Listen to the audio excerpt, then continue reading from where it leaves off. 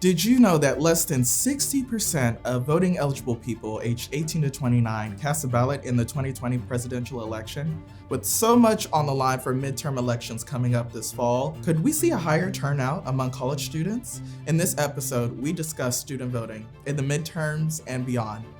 Welcome to Higher Ed Next.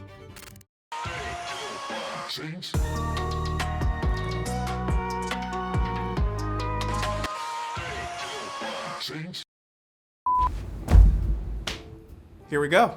In this episode, we discuss student voting. The 2022 midterm elections are right around the corner. Fortunately, the previous midterm elections in 2018 and the presidential elections in 2020 saw a dramatic increase in voter turnout among college students who want to have their say when it comes to issues like the economy, climate change, social rights, and a whole lot more. 52 to 55% of voting eligible people aged 18 to 29 cast a ballot in the 2020 presidential election.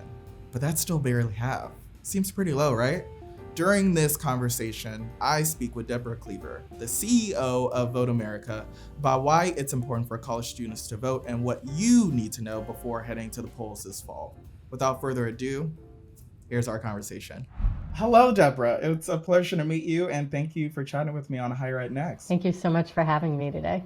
I have grown quite familiar with your work over the last few weeks that we've been planning to get together.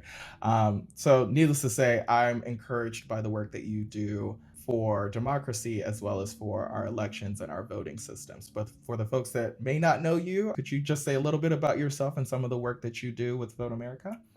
Sure. My name's Debra Cleaver. I'm the founder and CEO of VoteAmerica. I'm also the founder and former CEO of Vote.org. And I've been working at the intersection of technology and democracy since 2004. So I've been at this for a minute. The thing that drives me is that I assume the best of the voter. I reject outright the idea that low turnout in America is due to apathy. Americans aren't apathetic, they're suppressed.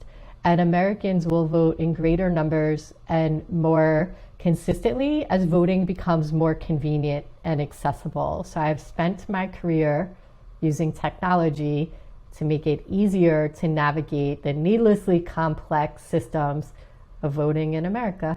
That is awesome. And also, I imagine very demanding work as well. It keeps me busy. Yeah. It keeps me busy. It's like you would want to think that we are all agreed in this country that increased voter participation is a good thing. But surprisingly, not surprisingly at this point, a number of our elected officials seem to disagree that participation is good.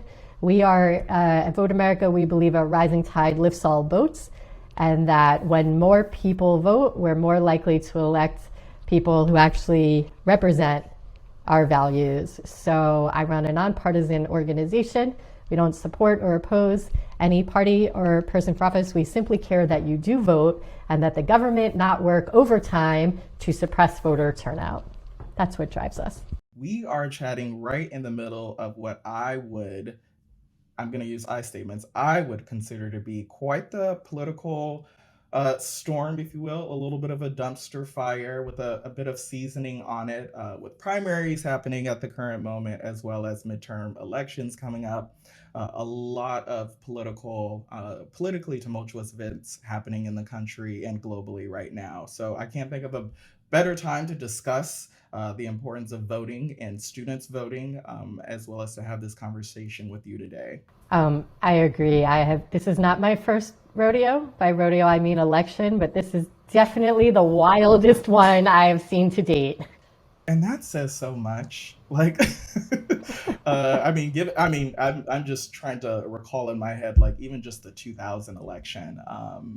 If I were to go back even to that point in time, I'm like, that was really wild. And the fact that it gets more wild as the years go on is something else. But I would love to start and learn a little bit more kind of about your interest and your motivation for getting involved in getting folks to vote, which I think is going to be a key part of, one, how we maintain and preserve our democracy, and two, for college students to learn about important issues that some may be well versed on, but others may not be as familiar with. So, again, really important conversation for us to have today. In an interview that you did for Dreamwakers, which honestly, love that video. The Thank kids are going to you. be all right. That's all I have to say about that. But in that interview, you mentioned that you first got interested in politics during the Bush v. Gore presidential election in 2000, as I mentioned. Wild election, Florida. What happened? But in that interview, you said, I don't really know why. It just clicked for me that if I wanted to see more people vote, that I had to do something about it myself. Considering all that has taken place since that election, again, we've had, I think, about four election cycles, a host of different conservative and progressive stances in terms of gerrymandering, voter suppression, even a little political coup in there for some extra razzle dazzle.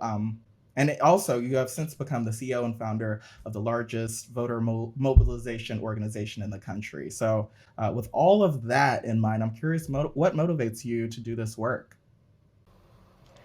That is such a good question. And I remember that interview. And in talking to you, I remember that I actually became politicized before the 2000 election. So I'm gay, which is pretty obvious if you look at me. Hey, Hey, we're here, we're gay hey, and we're not going anywhere.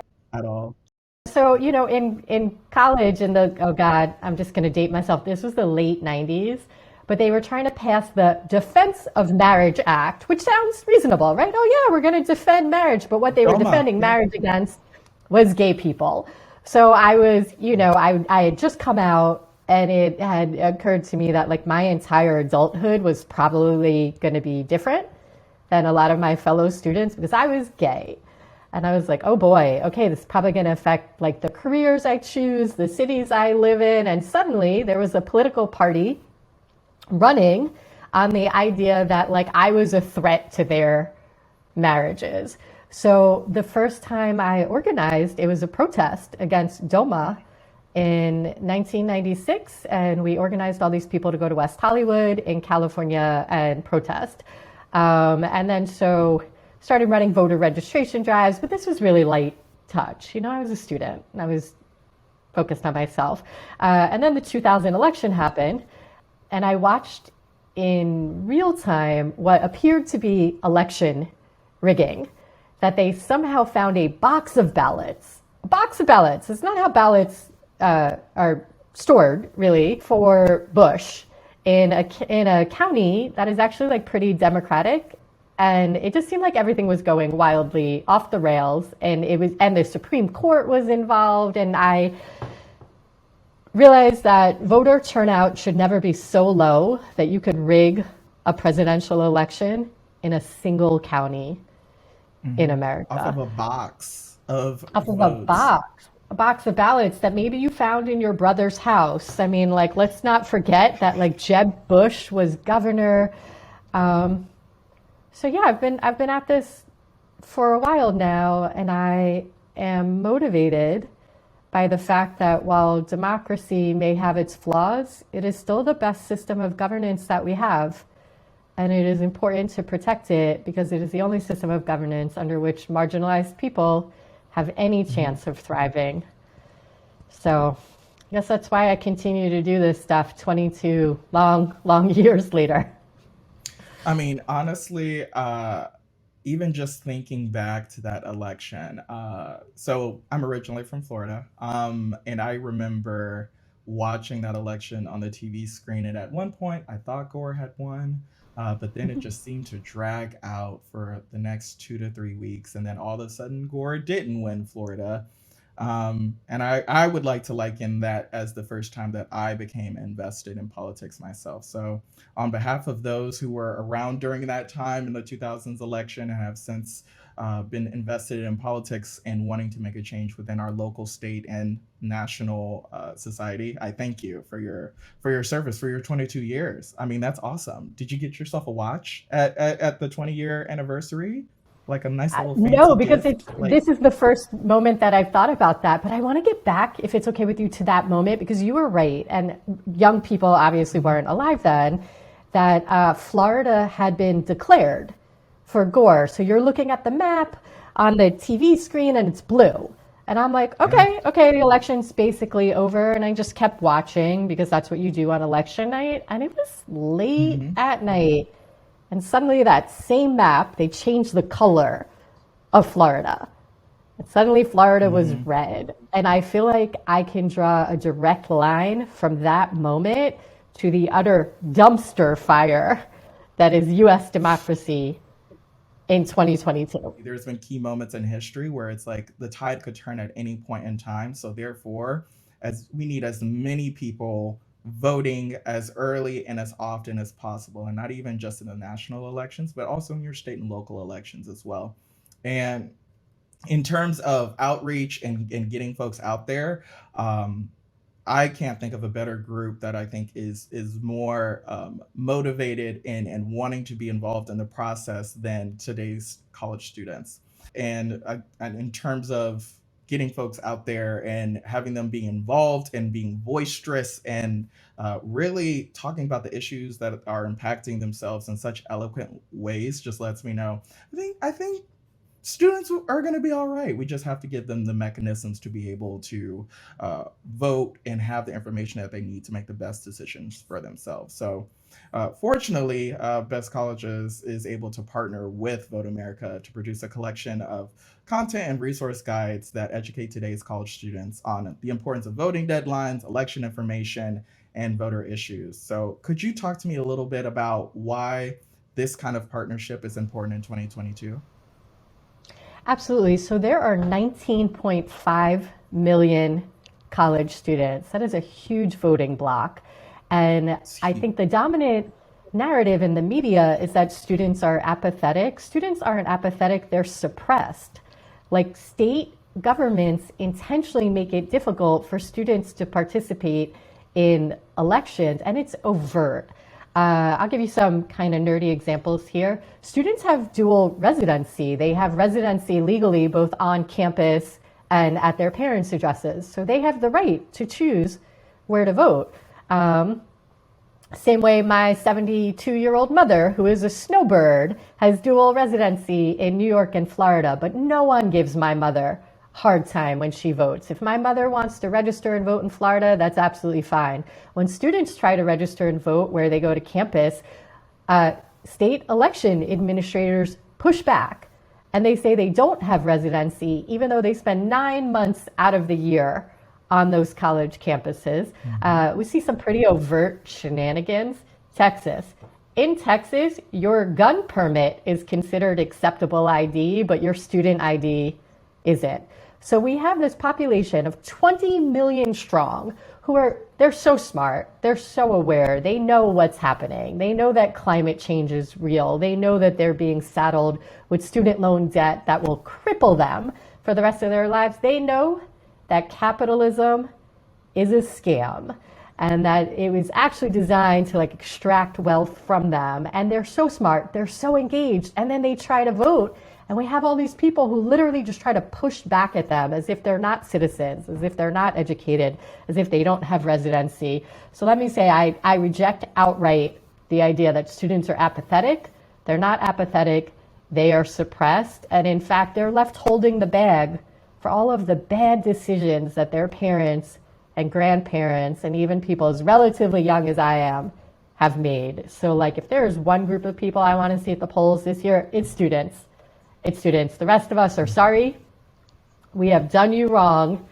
And these are your elections to decide because I think older people have a lot of explaining to do to the students of America. Mhm. Sorry, I just love them. I love the young voters. They're so great.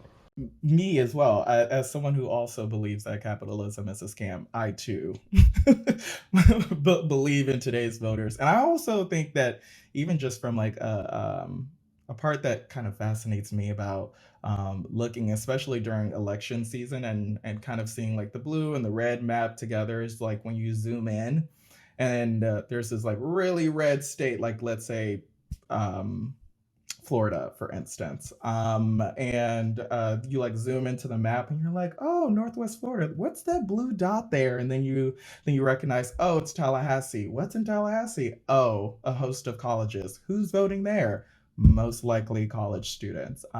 So I think that people take it for granted the fact that a lot of these students are attending colleges and universities across the country that are not always in progressive states and cities. Like they're often in Midwest areas or more conservative areas. And a lot of times those votes are helpful in terms of uh, at least having that representation of a progressive stance within a particular state and or city or county even. So And there's a really close correlation between education and progressive values.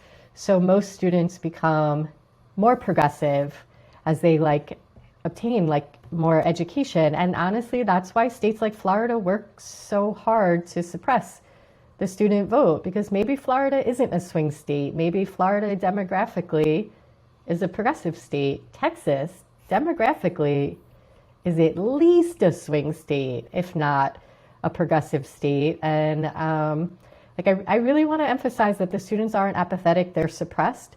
And one of like the a form of suppression that we don't ever think about or discuss is that we make voting so complicated that is actually a form of suppression. I mean, okay, I'm just going to disclose this now. The very first time I voted, when I was 18 years old, I went to the wrong polling place because my college campus was very small. So I assumed that my best friend was on South Campus, that like he and I voted at the same polling place. How could you have two polling places for 1,000 kids? So right. I literally went to the wrong polling place. And I mean, I grew up to found vote.org and VoteAmerica. Like I'm like a pretty educated person, but why do we have this system where I can't just show up at any polling place in the state that I'm registered to vote in and cast my ballot? And like, we have 50 states, we have 50 different sets of rules, we have really confusing guidance on which forms of ID are acceptable. I mean, it's even hard to figure out exactly when the polls are open. And this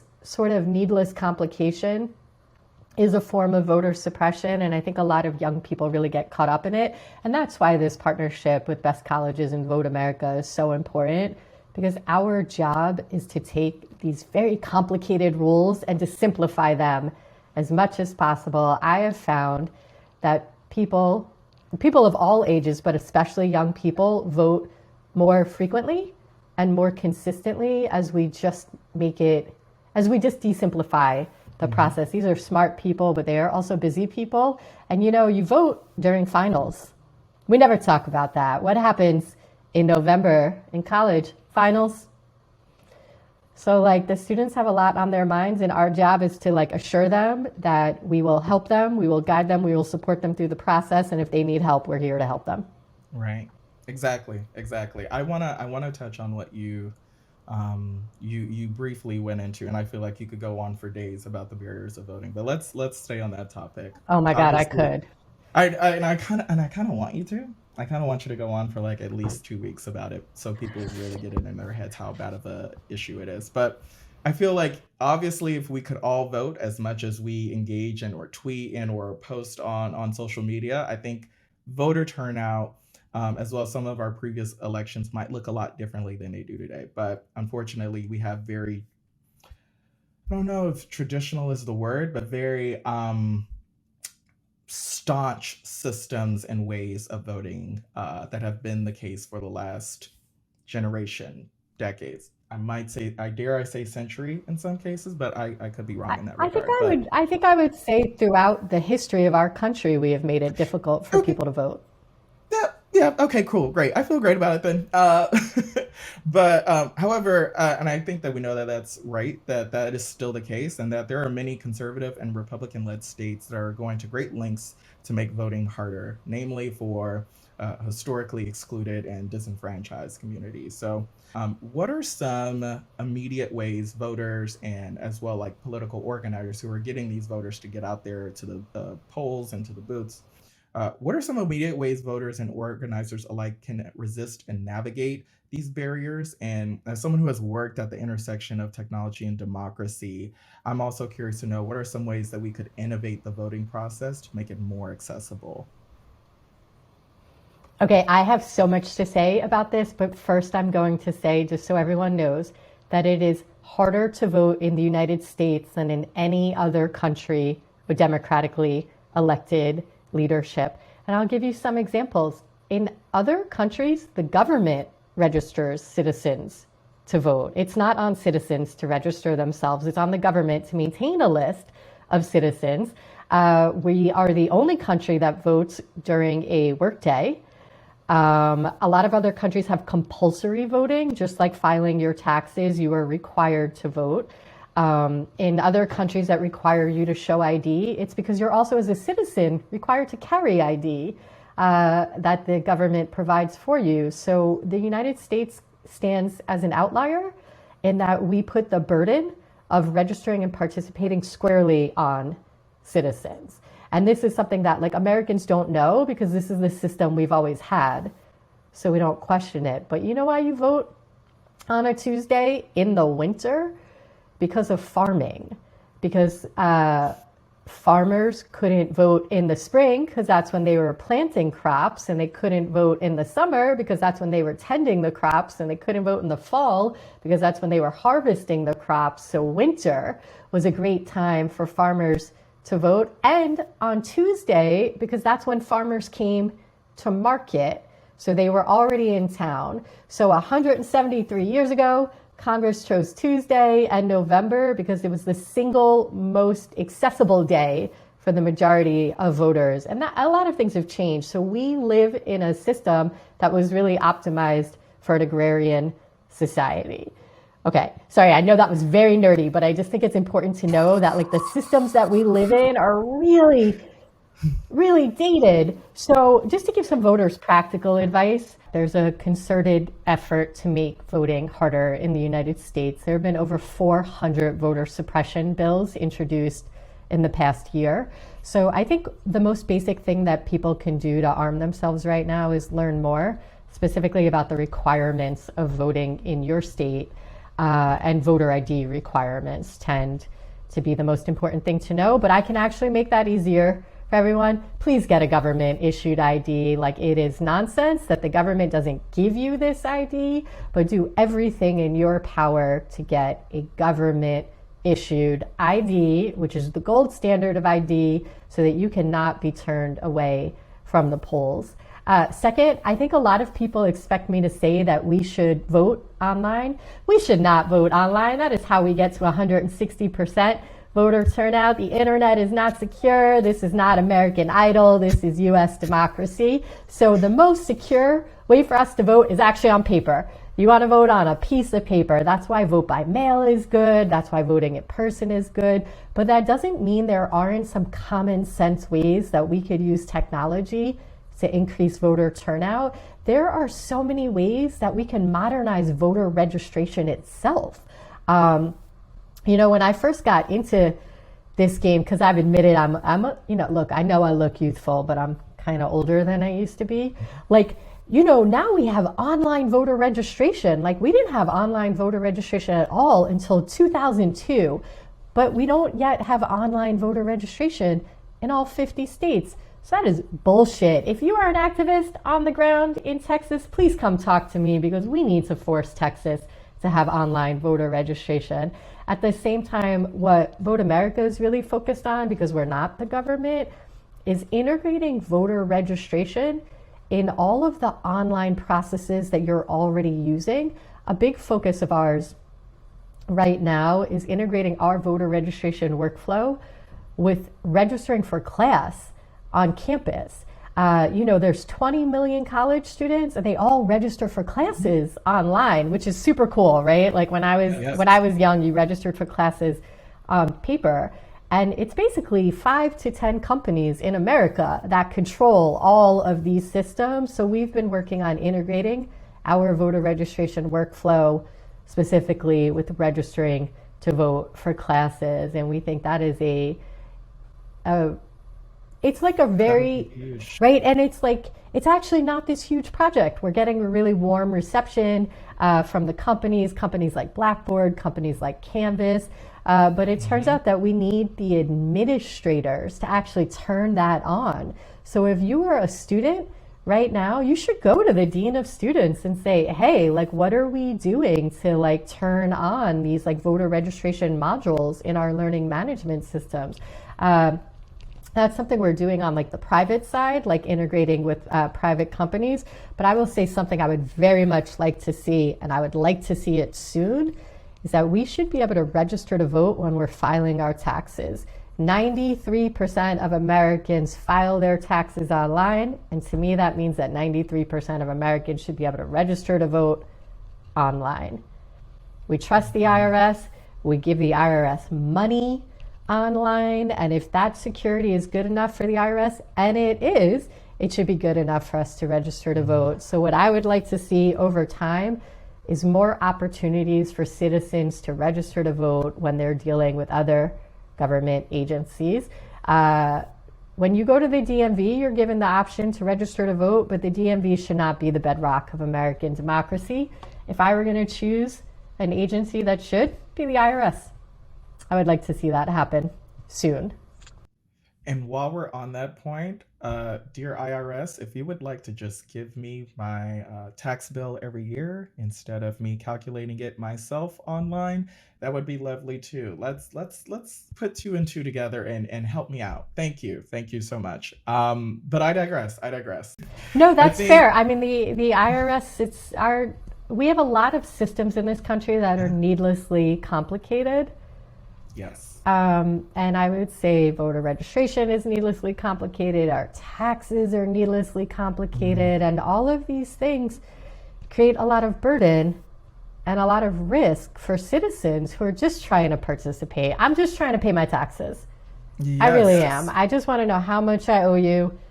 Please make this clear. I just want to be able to participate in elections. Please make this clear. Like, I am a citizen and I am trying to do the right thing as I go through life. It would be nice if the government could assume the best of citizens and actually support us instead of punishing us. Right. But instead, I think again we circumvent and navigate what is seemingly a complicated process to the best of our abilities. So, so I digress. Given that it's 2022, and as you mentioned earlier, there are a number of social and political issues that the eligible voter has to consider during this election season. Gun violence, police brutality, climate crisis, inflation, international wars. And that's only a small piece of the terrible, not so good political state that we find ourselves in right now.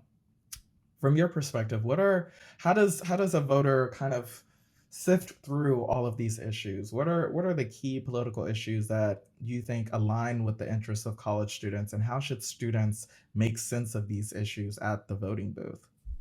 Oh boy, that is a loaded question because I think all of these issues impact students. I think that young people, not just students, but young people in general, are left like holding the bag of all these bad decisions made by their parents and grandparents and great-grandparents. They're inheriting this terrible economy with rampant inflation, climate change, what appears to be a crumbling democratic infrastructure. There's just a lot. There's a lot going on. And I also want to say you don't need to be an expert in everything to vote.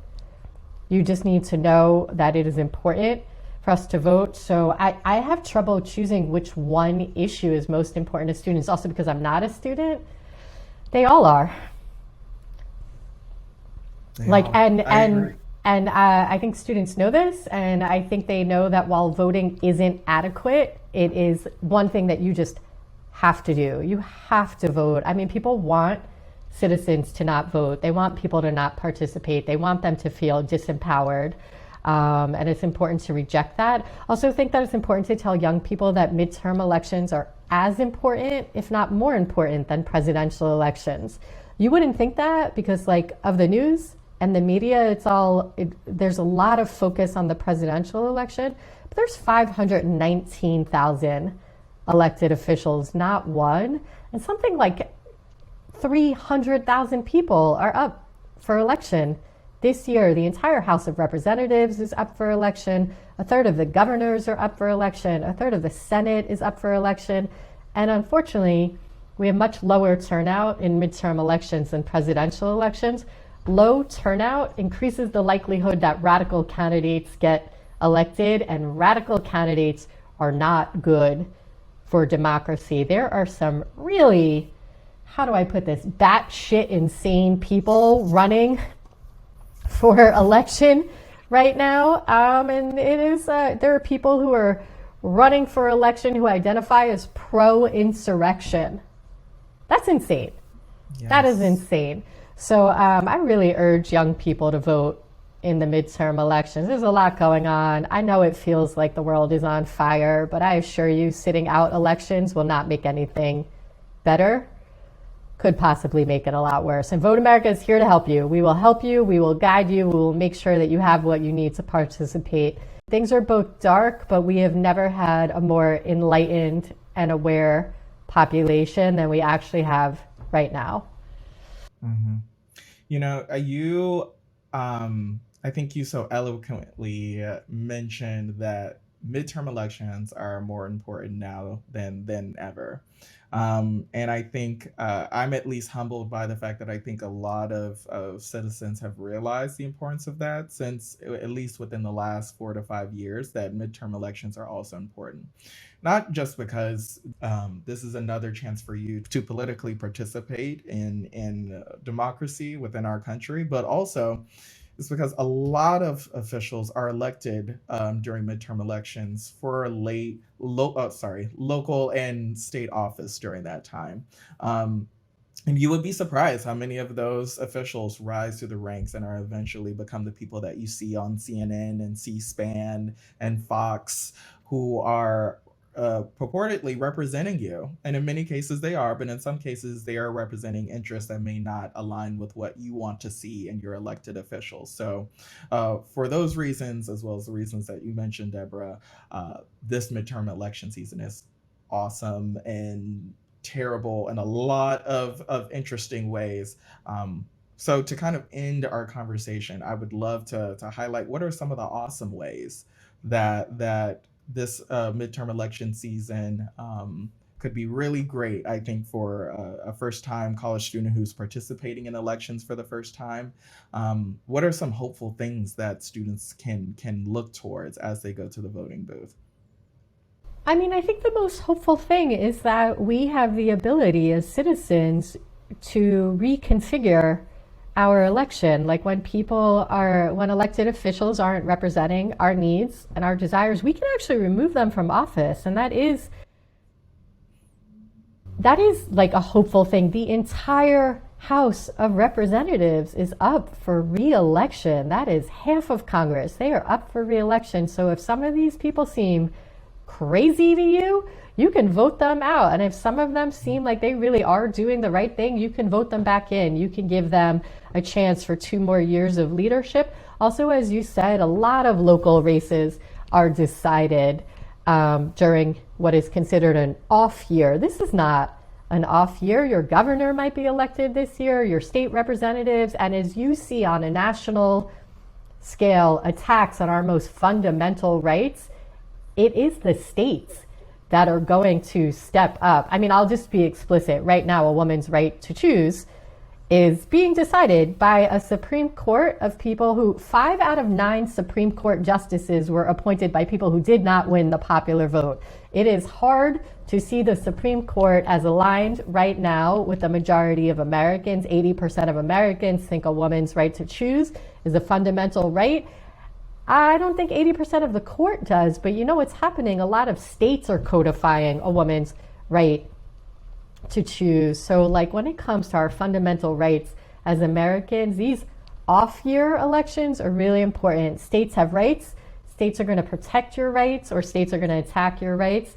So you have a chance right now to really be involved in a number of critical elections. And I'm sorry that we live in a country that doesn't streamline elections. I wish all elected officials were on 4-year terms, and I wish, every 4 years we voted everyone in or everyone out. Unfortunately, we don't, but there are quite literally hundreds of thousands of people up for re-election this year. It's important to participate, even if the president himself is not up for election. Agreed. And also, there are many people that are up for re-election, but there are also some new exciting fresh candidates that are coming into the political arena who could really make the impact that I think a lot of students want to see in this country. So if everything seems doom and gloom to you, just look towards candidates who are actually here because they want to represent the best interests of their constituents and they want to see you uh, thrive and prosper in the future of our country. So, if anything else, if Georgia didn't inspire you, if candidates like Stacey Abrams don't inspire you, or regardless of their political affiliation, there are some new hope coming through.